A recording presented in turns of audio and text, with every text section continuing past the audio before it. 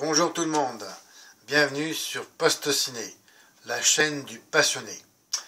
Aujourd'hui, je vais vous parler d'un film que je suis allé voir récemment au cinéma.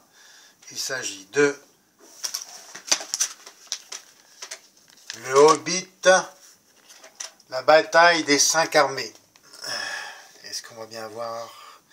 Voilà, ici, on devine plus ou moins Thorin et cul de chêne. Et donc c'est le troisième volet de cette saga du Hobbit.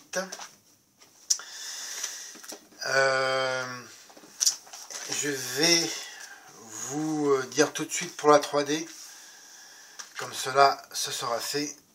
Pour les personnes désireuses d'aller voir ce film en 3D au cinéma, eh bien c'est une déception quand même, à part quelques rares effets, vraiment rares, que j'appelle des effets 3D, c'est-à-dire qui sortent de l'écran. C'est vraiment pas ça. C'est essentiellement de la profondeur. J'ai souvent essayé pendant le film d'ôter mes lunettes. Et voilà, je pense vraiment que ça vient en fait du fait que Jackson, en fait la manière, le procédé technique avec lequel il filme, si je ne me trompe pas, c'est du 48 fps ou du 44, quelque chose comme ça. Et en fait, je pense que fondamentalement, ça colle pas avec la 3D. Non. En plus, j'ai regardé d'autres vidéos concernant ce film, et il y en a qui l'ont vu en IMAX. Alors là, j'aurais bien tenté l'expérience, parce que ouais, je voudrais vraiment voir ce que ça donne en 3D en IMAX, mais je pense vraiment que ça va vraiment pas être terrible. À moins que je me trompe, mais vraiment, le procédé technique ne colle pas, selon moi, avec la 3D. Voilà, donc, franchement, bon, si vous voulez passer comme moi uniquement pour voir des films en 3D au cinéma, ouais, ça peut attendre le téléchargement, voire la sortie en DVD. Encore une fois, oui, voilà, c'est vraiment dommage que voilà, la 3D c'est pas ça, quoi. Pourtant ça commençait bien au début avec l'intro qui était spectaculaire. Je dis pourvu que ça reste comme ça avait l'air d'être pas mal, même si j'ai tout de suite ôté mes lunettes pour voir vraiment ce que ça donnait. Mais déjà, dès le début, il me semblait vraiment... c'était... ça ne devait pas être ça. Cela dit, l'histoire. Alors, nous retrouvons donc Bilbon Saké, mon petit bonhomme, et les nains qui ont échoué à tuer Smaug dans sa tanière de la montagne solitaire. Maintenant impuissants, ils ne peuvent plus que le regarder semer la désolation sur la cité d'Escarotte. En fait, c'est la cité des hommes, autrement dit aussi appelée Lac-Ville, la ville du lac. En fait, c'est une ville qui est sur un lac. Voilà, d'où son nom. Et voilà, il se fait complètement carboniser. Or, parmi les valeureux archers qui défendent la ville, un capitaine nommé Bard, Dracula, Luke Evans, voilà, et, il abat le furieux dragon d'une flèche noire, car seule cette flèche typique peut tuer le dragon. puis vient réclamer sa part du trésor à Thorin. Écu de chêne. Ça m'amuse. Voilà, je trouve que c'est sympa de dire ça, parce que c'est un nom qui est vraiment original. Bien.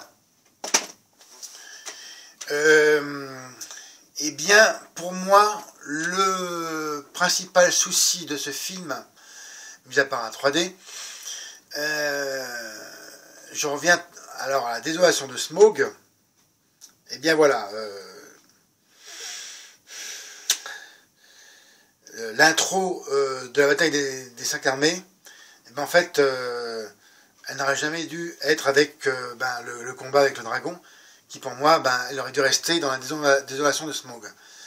Et c'est pour ça que bon, les personnes qui n'ont pas vu ce film-là, n'allez pas voir la bataille des 5 armées, vous n'allez rien y comprendre. Ainsi qu'il faut voir aussi le premier, pour comprendre tous les tenants et aboutissants. Alors voilà, c'est le principal souci, le défaut, enfin c'est pas un défaut, mais voilà, c'est vraiment le problème de découpage de Jackson. Pourquoi avoir coupé à la fin l'envolée de dragon du royaume des nains? Merde. C'est vrai que voilà, c'était frustrant.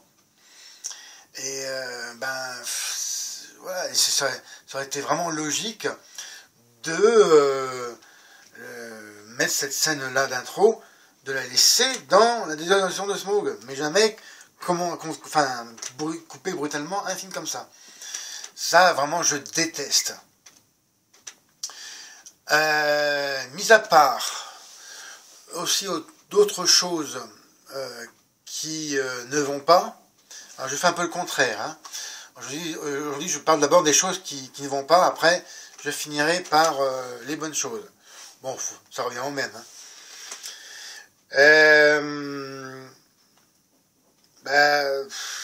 L'histoire, l'amourette entre Toriel et puis le nain,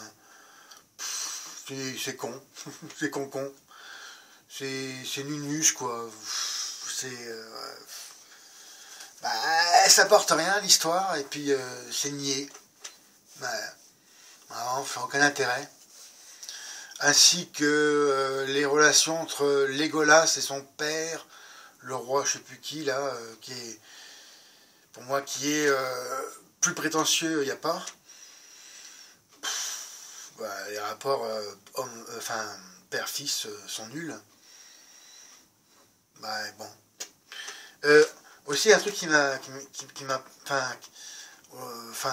surpris, je croyais que les elfes c'était des êtres immortels. Comment ça se fait qu'ils se font tuer? Alors il y a forcément quelque chose qui m'a échappé. Je pense que je vais revoir la désolation de Smaug et aussi peut-être un voyage inattendu. Bon, peut-être que j'ai aussi me revoir la trilogie, mais c'est vraiment pas sûr, parce que j'ai plein de DVD à voir, plein d'autres films. Voilà, ils sont censés être des êtres immortels, et puis là, ils sont tués. Bon, il y a forcément quelque chose que j'ai pas dû capter. D'ailleurs, avant d'aller voir ce film-là, je n'ai pas revu la désolation de Smaug, parce que voilà, je voulais m'arrêter à mon impression à la fin du film de l'an passé. Ça veut dire la frustration. Ben oui, elle est toujours là, d'ailleurs, cette frustration, parce que,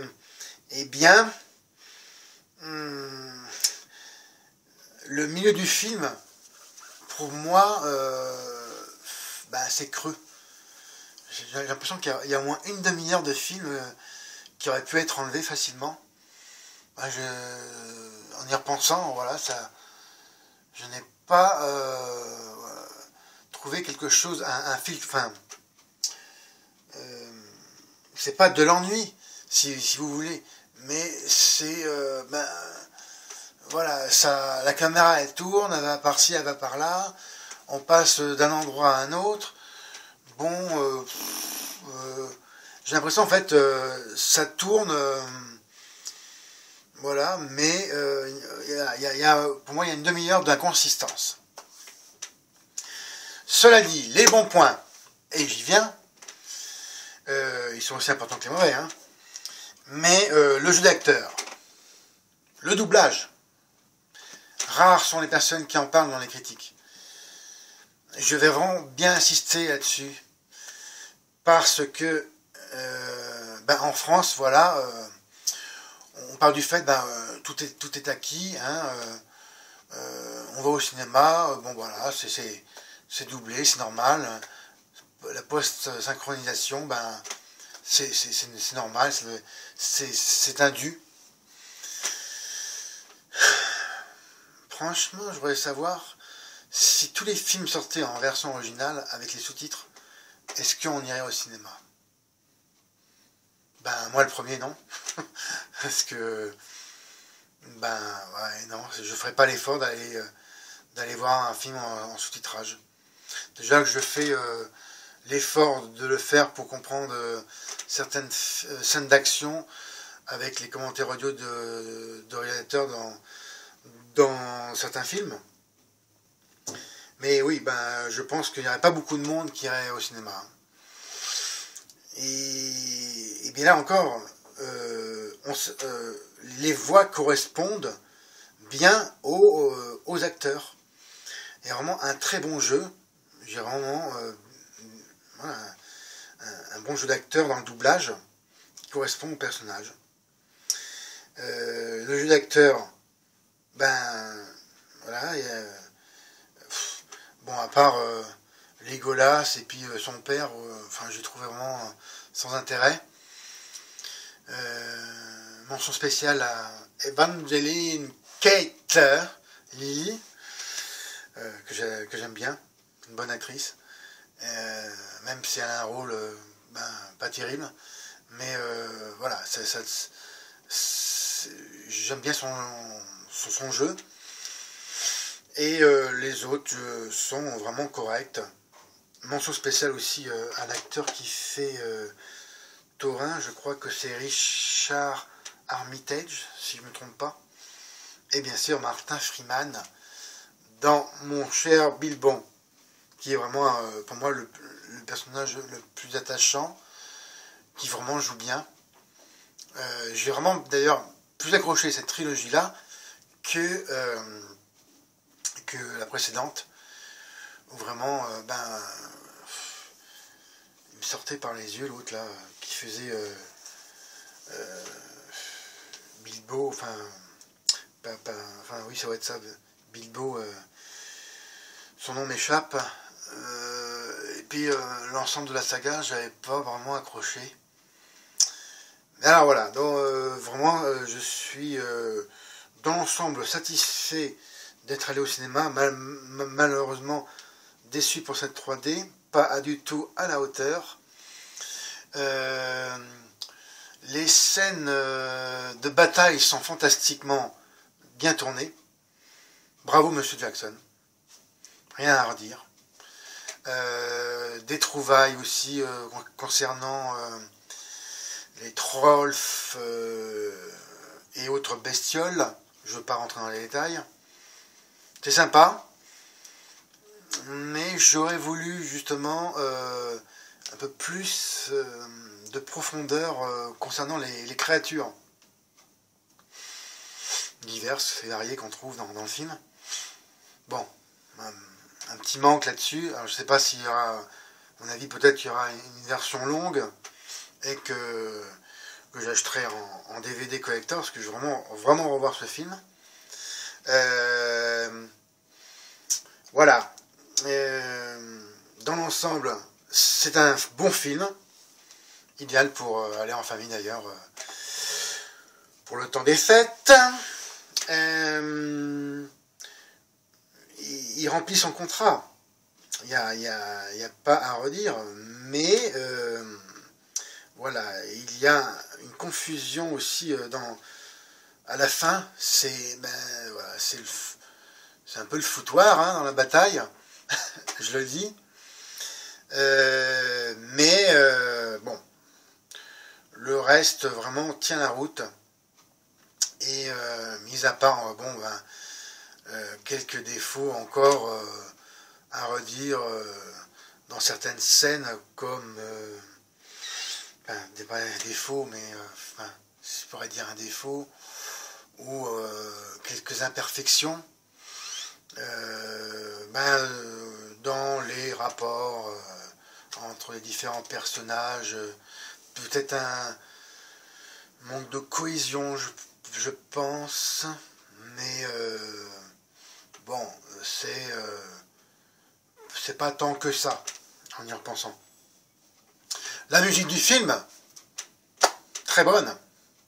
Et d'ailleurs, je vais vous siffler la petite musique qu'on trouve à la fin pour la conclusion du film et l'épilogue, le retour dans la comté.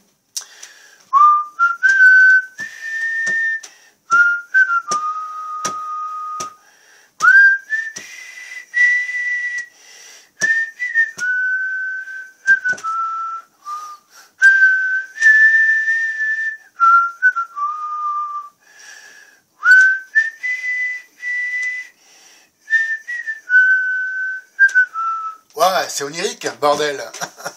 J'ai vraiment bien aimé la fin. Voilà.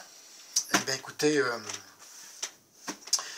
je vais aussi m'attarder sur une dernière chose concernant certains effets numériques que j'ai trouvé un peu, j'ai l'impression que je pourrais même dire cheap, bon marché, concernant Smaug. Je ne vais pas en rentrer trop dans les détails. Et l'apparition des... j'appelle ça des chevaliers...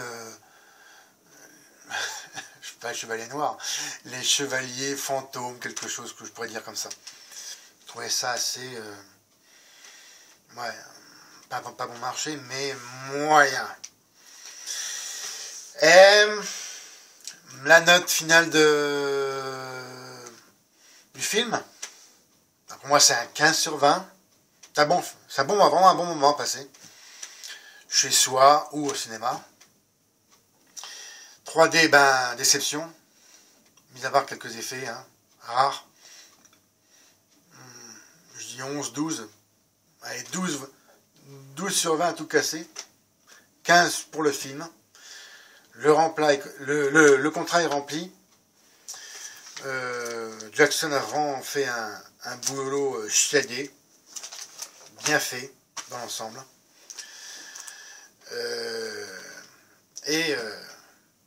Voilà. Faut pas chercher midi à 14h, c'est un bon divertissement. Après, pour ma part, une fois vu, une fois oublié, quasiment. C'est pas un film qui aura marqué l'année 2014 pour le cinéma en général. Ce qui conclut ma vidéo. Je vous remercie de votre attention. Comme d'habitude, mettez-moi un M, laissez-moi vos commentaires, entamons une discussion même si vous voulez. Partagez mes vidéos, regardez-les aussi avant. Et encore mieux, abonnez-vous à ma chaîne. C'était Fred. Bye.